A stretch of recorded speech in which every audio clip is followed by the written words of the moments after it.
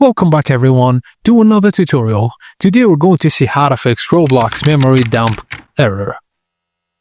Before diving into advanced troubleshooting, try restarting your PC and router, update Roblox, and clear temporary files. Now, adjust Startup Recovery Settings. Press Windows plus R, then type sysdm.cpl and hit Enter. Go to the Advanced tab, then Startup and Recovery, then Settings. Under Write Debugging Information, select Complete Memory Dump and then click OK and restart your PC.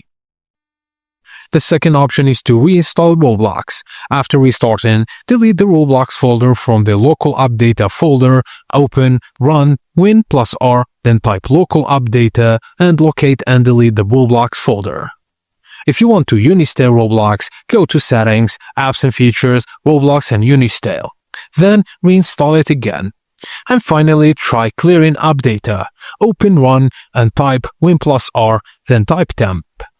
Delete all files and navigate to See Users, your username, App Data Local, delete the Roblox folder if it's still present, then restart your PC and launch again.